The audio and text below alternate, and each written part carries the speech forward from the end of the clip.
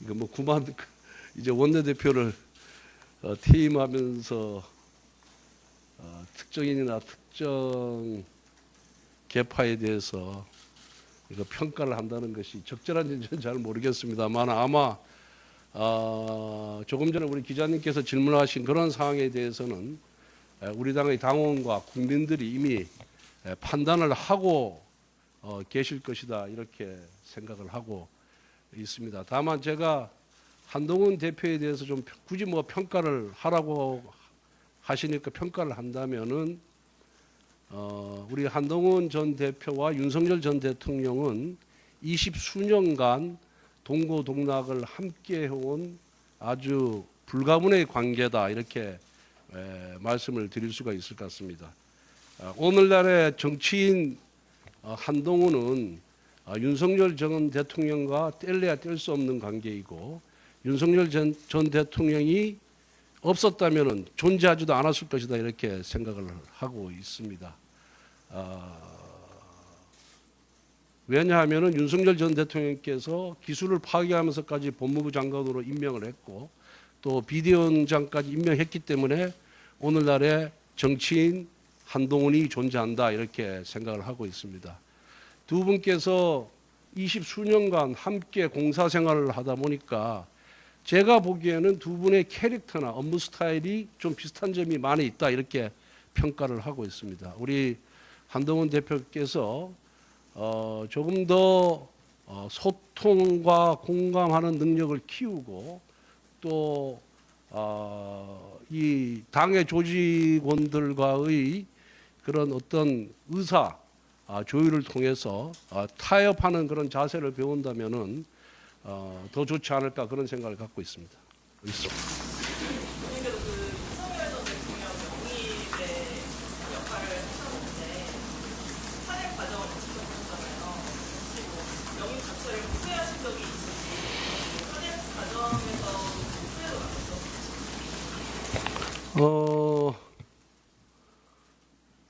뭐 지난 3년 전으로 거슬러 올라가면은 우리 당에 경쟁력 있는 대권 후보가 없었고 그런 차원에서 윤석열 전 검찰총장을 당으로 영입을 해서 정권 교체를 이룬 점에 대해서는 뭐 전혀 후회하는 바가 없고 그때는 그러한 선택이 최선이었다 저는 그렇게 생각을 하고 있습니다. 다만 윤 대통령께서 당과 일체의 상의 없이 비상계엄을 선포한 점에 있어서는 그건 정말 잘못된 것이고 그것이 최대의 이번 대선의 패착이었다 이렇게 평가를 합니다.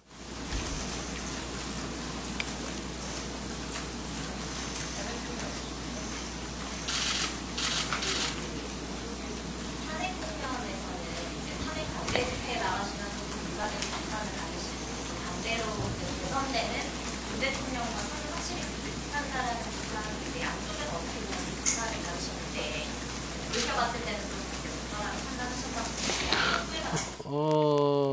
우선 우리 당 국회의원 다수가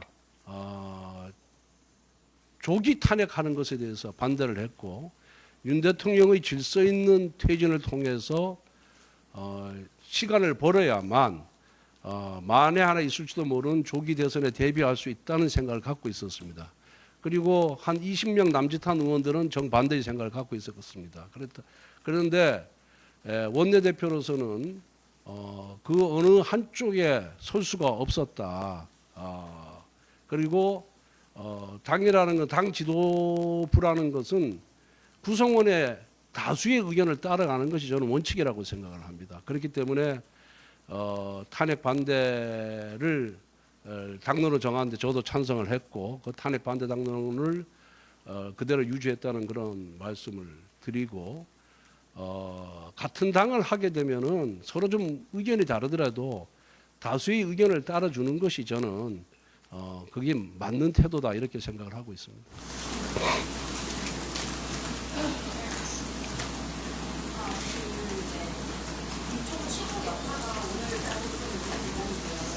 어제는 라디오 방송에서 일부 의원들이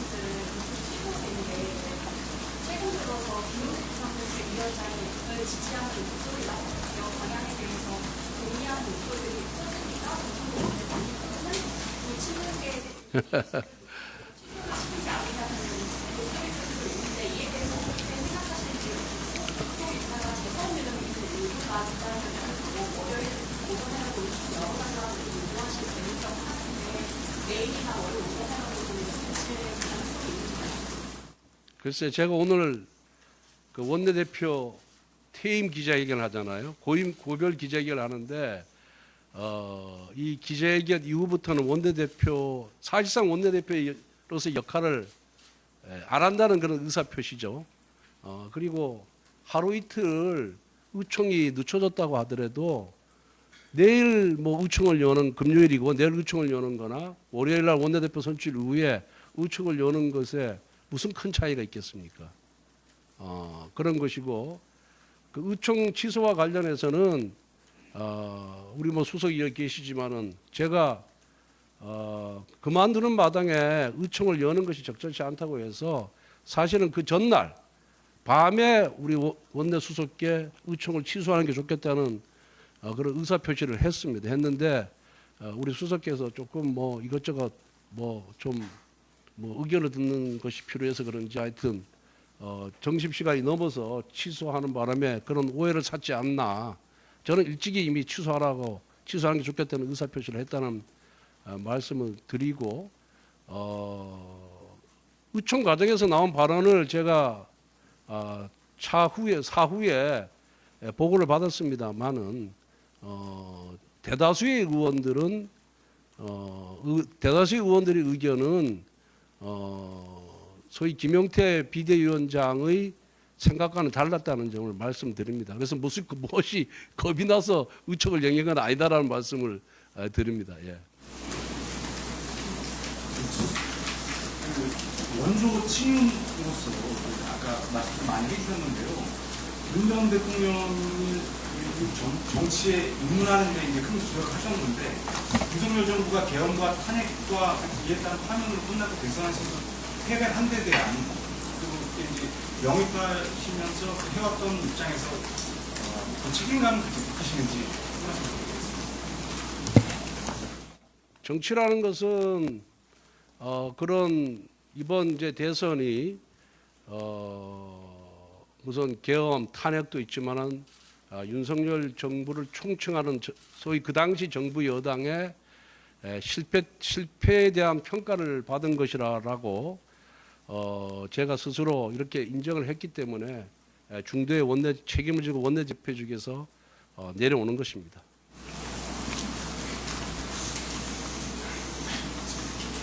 네.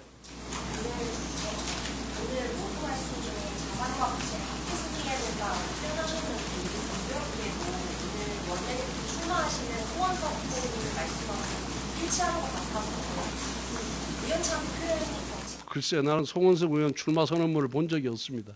저는 이 원고를 이미 어제 낮에 이미 확정을 해놓은 겁니다. 예. 그 평소에 저희 지론입니다. 생각이 뭐 송원석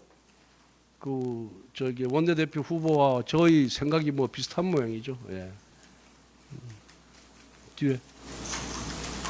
한덕수 전 총리와 김문수 후보 단일화 추진하시는 과정에서 일본 당원들은 지도부 책임론을 제기하기로 하셨는데 그 과정에서 후회가 남으시는 부분? 글쎄 지금 이제 결과적으로 그 단일화 과정에서 김문수 후보가 최종 확정되고 한덕수 후보가 당원들의 그런 동의를 받지 못하기 때문에 마치 거기에 무슨 문제가 있는 것처럼 비판을 하는 것으로 이렇게 알고 있습니다. 그런데 여러분들 우리 기자분들이 제일 잘 아실 거예요. 그 당시에 대선의 최대 과제라 할까 최대 쟁점은 단일화였습니다. 여러분들 잘 기억하실 겁니다. 단일화였고 단일화를 해야 된다는 각종 언론의 여론조사에서 단일화를 해야 된다는 의견이 굉장히 높았습니다. 그리고 김문수 후보께서도 수십 차례 단일화를 하겠다라고 국민들과 약속을 했습니다. 당원들과. 그러면은 당원들과 국민들의 여론이 이렇게 높은 상황에서 지도부가 그 문제를 애써 외면하거나 무시한다 그런다면은 그럼 지도부가 과연 국민들의 의견을 제대로 반영하고 있는 것이냐, 이런 또 비판을 할 거 아니에요. 그래서 당 지도부는 대선 승리의 가능성을 단 1%라도 높이는 것이 좋겠다. 그런 차원, 그리고 당원과 국민들이 단일화를 열망하고 있다는 차원, 그리고 세 번째는 김문수 후보께서 단일화를 하겠다는 수십 번에 걸친 약속, 이 모든 것을 고려할 수밖에 없었습니다. 그래서 비대위에서 논의한 결과, 그러면은 당원들의 의견을 한번 물어보자. 당원들이 정말 실제로 그렇게 생각하고 있는 건지 물어보자. 라고 해서 의견이 모아져서 당시 비대위원 7명 전원 일치로 그 후보 단일화 작업에 돌입을 한 겁니다. 그래서 첫 번째로 당원들을 상대로 당원 전수조사를 했습니다. 전수조사를 했더니 단일화에 찬성하는 당원들이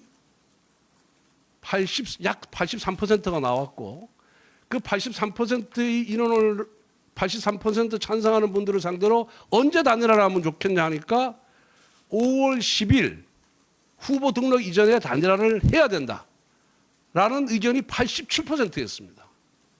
그러면은 여러분들 한번 생각해 보십시오. 당원의 83%가 단일화를 해야 된다라고 명령을 내리는데 그 여론조사를 하고 그거를 무시하고 가만히 있으면은 당 지도부가 직무유기해야 한다, 책임을 방기한다는 비난을 받지 않겠습니까? 이미 그 조사를 한 직후에는 이거는 외길입니다. 외길. 외통수로 갈 수밖에 없는 거죠. 그래서 당원 당규가 규정하는 절차를 그대로 밟고 또 당의 법률위원장 검토를 받아서 아무 문제가 없다라는 그런 의견을 듣고 그 당원 당규에 정해진 절차대로 나간 것입니다. 나가서 83%를 하고 그 다음에 뭐 비대위 또 선관위 열어가지고 김문수 후보와 한덕수 후보 간에 우리 당원 당규의 대통령 후보 선출 규정에 따라서 당원 투표 50%, 국민 여론조사 50%또 했죠. 했더니 후보 교체 필요성에 대한 의미 있는 결과가 나와서 진행을 한 것이고, 그 과정에서 김문수 후보 측에서 전당대회 금지 및 후보 지위, 김문수 후보가 우리 당의 대통령 후보를 후보 지위에 있다는 것을 확인해 달라는 소송을 제기했고, 소송과 동시에 가처분 신청을 제기했는데 남부지방법원에서 당원 당규 절차대로 했고 아무런 문제가 없다. 실체적 절차적 요건을 다 갖추었다 해가지고 김문수 후보 측이 패하지 않았습니까? 그죠? 기각이 됐죠. 그런데 마지막 우리 당의 당원 당규에 따라서 우리 후보를 확정하는 절차에 있어서 당원들이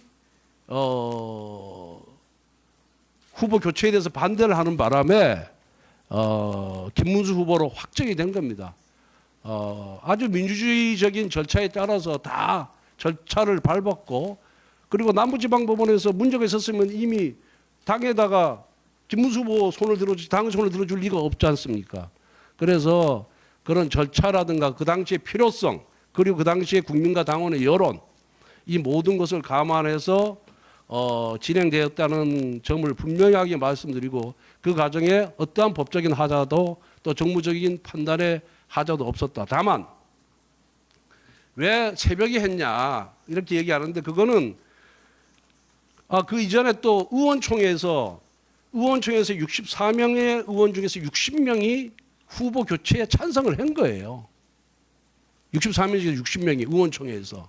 그러면은 당원들도 단일화하라고 83%가 찬성을 했고, 의원들도 64명이 참석해서 64명 중에 60명이 찬성을 했는데, 어떻게 당 지도부가 그 의원총회의 결의사항, 의결사항이라든가 당원 투표 결과를 우리가 어떻게 무시할 수 있겠습니까? 무시하면 오히려 더 큰 문제가 발생하는 거죠. 예. 그래서 그러한 당원들, 의원들, 국민 여론, 이 모든 것을 반영해서 진행된 절차고, 그 절차에 대해서는 남부지방법원 판결로 아무런 하자가 없다는 것이 입증됐다는 말씀을 드립니다. 다만 새벽에 한 거는 5월 10일까지 등록을 해야 되는데 의원총회에서 의결하면서 그래도 마지막까지 양 후보 간에 합의를 할 수 있도록 당 지도부가 노력을 해라 라고 해가지고 또 그 시간을 몇 시간 주는 바람에 5월 10일 등록하기 위해서는 하루의 여론조사 기간이 필요하거든요. 그걸 역산하니까 새벽에 비대위회의를 열 수밖에 없었다. 이렇게 말씀을 드립니다. 그런데 지도부는 그렇다고 이거를 해명을 할 수가 없잖아요. 공정하게 관리를 해야 되는 입장이니까. 왜 새벽에 비대위를 열 수밖에 없었느냐라는 이유에 대해서 적극적으로 우리가 해명을 하거나 설명을 당원들 상대로 설명을 언론을 통해서 해야 되는데 하지 못했던 거는 우리는 중립을 지켜야 되는 것이기 때문에 하지 못했다는 그런 말씀을 드립니다. 당시 당 지도부에서 한덕수 전 총리가 이제 정권에 출마해야 된다라는 걸 권위를 더 이런 노력이 부족했다는 지적도 나왔었는데요. 그건 어떻게 하십니까? 뭐 그 점에 대해서도 여러 경로를 통해서 경선에 참여하라는 권유를 했습니다. 예, 이미 했다는 말씀을 드리고, 그런데 경선에 참여하지 않아서 저도 여기서 기자 브리핑에서 얘기했듯이 이제는 등록한 후보들을 상대로 간다라고 했는데 그 우리 당 후보가 확정될 때까지 계속해서 단일화 여론이 죽지 않은 거예요. 오히려 단일화 여론이 더 커져간 겁니다. 그리고 많은 의원들이나 당원들이 단일화를 해야 승리 가능성이 조금이라도 높아진다라고 계속해서 요구를 했기 때문에 결국은 그런 단일화 절차에 돌입할 수밖에 없었다는, 부득이하게 돌입할 수밖에 없었다는 말씀을 드립니다. 후보자 등록 시간이 3시에서 4시 사이로 하고 그 자체는 잘못된 거 아니에요? 아니요, 그렇지 않아요. 그 다 당원 단계에 맞춰서 했다는 말씀을 드립니다. 예.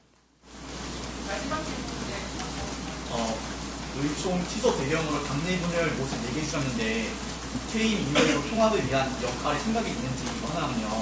대표님께서 사퇴 의사를 밝혔을 당시에 보수 대권을 언급해 주셨는데 이를 위해서 탄핵의 가능을 넘어야 한다고 보는지, 아니 대표님께서 생각하시는 방안이 무엇인지 좀 궁금합니다.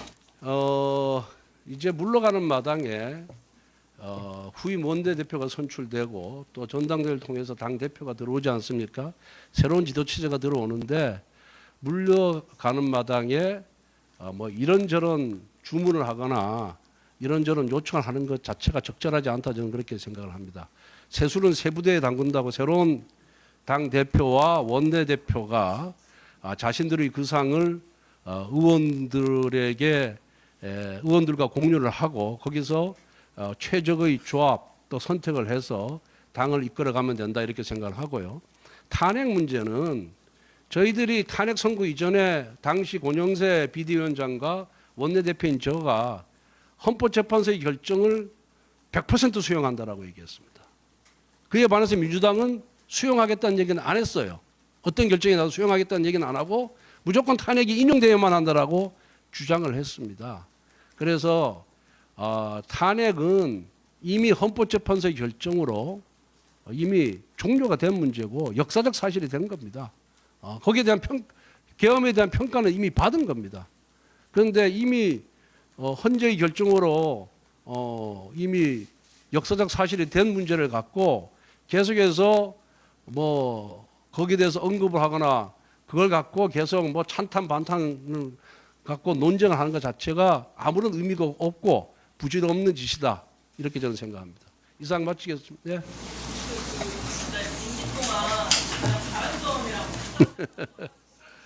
글쎄 뭐 대선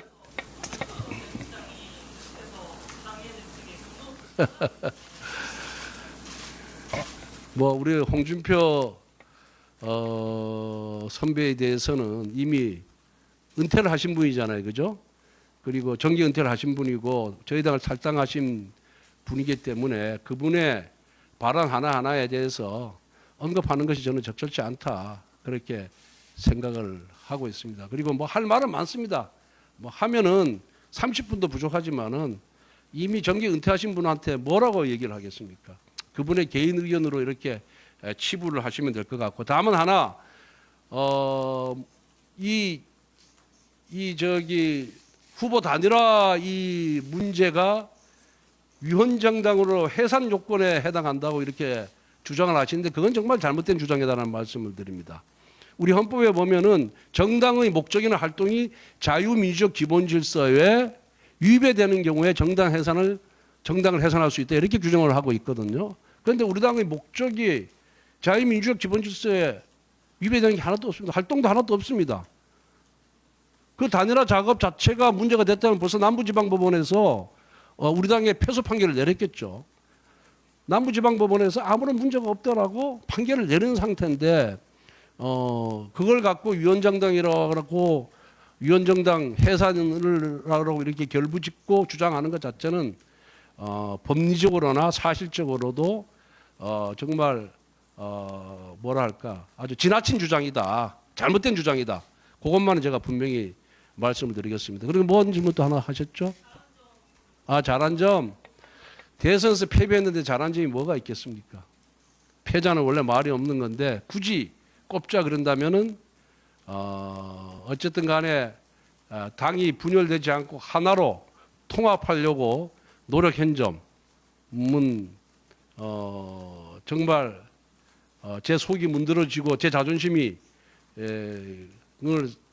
상해가면서까지 참고 또 인내하면서 참았다는 점은 제 스스로 평가해도 좀 잘한 점이 아닌가 전 그런 생각이 들고 뭐 아쉬웠던 점은 뭐 너무 많죠. 너무 많고 제가 모두에서 말씀드린 것처럼 우리 의원님들이나 당원들이 이제 심기일전해서 진짜 한 분 한 분이 당을 대표한다는 그런 심정으로 정의의 요원으로 거듭나기를 저는 바랄 뿐이고 또 앞으로도 전면에 나서지는 않겠지만 뒤에서 그런 역할이 그런 당이 될 수 있도록 중진으로서의 책임을 다하겠다는 그런 말씀을 드립니다. 그리고 마무리로서 그동안 한 6개월 동안 원내대표하면서 기자간담회 참 많이 열었죠. 또 여러분들하고 백브리핑도 많이 하면서 우리 기자 여러분들하고 굉장히 가까워졌고 인간적으로도 참 친밀감을 많이 느꼈습니다. 그리고 우리 당의 그런 입장을 여러분들께서 방송이나 신문 또 인터넷을 통해서 잘 전달해 주셔서 정말 감사했고 고마웠다는 그런 말씀을 드립니다. 그리고 또 하면서 좀 더 곰살맞게 여러분들에게 친절하게 해야 되는데 좀 그러지 못한 점에 대해서는 널리 이해해 주시고 또 부족한 부분이 있었다면 좀 송구하다는 그런 말씀을 드리겠습니다. 저에게 보내줬던 그런 따뜻한 애정과 질책을 차기 지도부에도 좀 잘 해주시기를 부탁드리면서 우리 당의 입장이 여러분들을 통해서 국민께 잘 전달될 수 있도록 좀 부탁의 말씀을 드리겠습니다. 요즘 저희들이 대선 패배했다고 보니까 신문에 전부 정부하고 이 대통령하고 그 민주당 기사로 도배가 되고 우리는 저 어디 5면 6면 하단에 그냥 뭐 몇 줄 안 나오대요 보니까 뭐 저희들이 대선 패배해서 할 말은 없습니다만 그래도 언론은 좀 공정해야 되지 않냐. 여야의 기사량이나 이런 것도 좀 균형을 맞춰줘야 되지 않냐. 그렇게 하루아침에 그 변하는 모습을 보면서 이것이 염량세태구나 하는 것을 다시 한번 제가 느끼면서 씁쓸한 감정을 지울 수가 없었습니다. 그렇게 기사 하나 쓸 거면 왜 각사별로 우리 당 출입 기자를 3분에서 6분으로 이렇게 두는지 저는 잘 이해가 안 갑니다. 기자 한 분당 그래도 기사 한 건씩 써서 언론에 나와야 되지 않겠습니까? 여러분들에게 뭐라 그러는 것이 아니라 여러분들을 통해서 그 언론사의 간부들에게 제가 항의하는 겁니다.